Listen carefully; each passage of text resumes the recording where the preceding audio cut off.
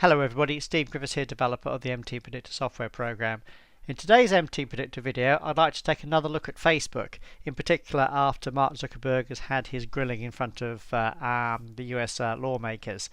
But before that, we go to our risk disclaimer and just remind you that all examples in these videos should be considered as hypothetical. No trades are actually taken, they're just shown for illustration and training purposes only. Remind you there's a risk of loss in trading and investing. Put another way, all professional traders know and understand, but more importantly accept, that losses can and will and do unfold. No matter what we're doing in the markets, there always will be losing trades.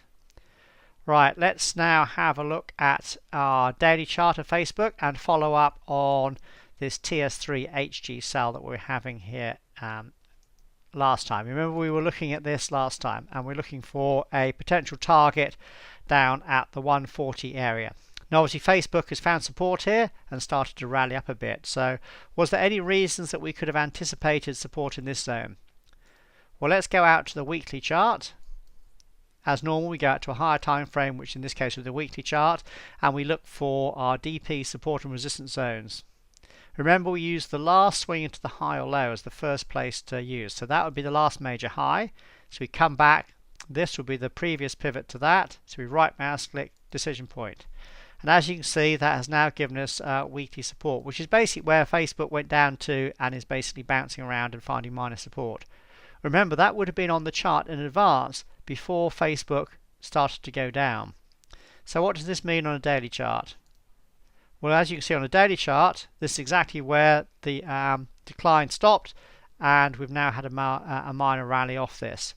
So in other words, we could have anticipated that Facebook would have been finding minor support in this area. So for Facebook to carry on down into our typical wave 3 WPT target, this weekly decision point support level has to be breached. In other words, has to be exceeded to the downside. So it's going to be an important period for Facebook over the next few days and weeks to see whether this rally up off this weekly support zone carries on, and if it does, well, then shares may well continue to rise.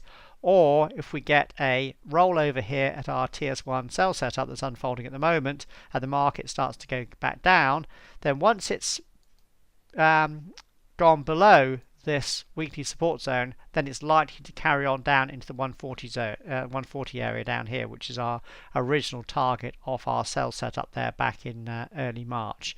So this is an important zone to watch for. This weekly support zone is going to define basically the next major move in Facebook. If we can keep above this, then we may well have further strength, but if we roll over and go back down below this weekly support zone, then continued weakness could follow. So let's keep an eye on this weekly support zone over the next few days and weeks ahead to see what Facebook does in and around this weekly support zone.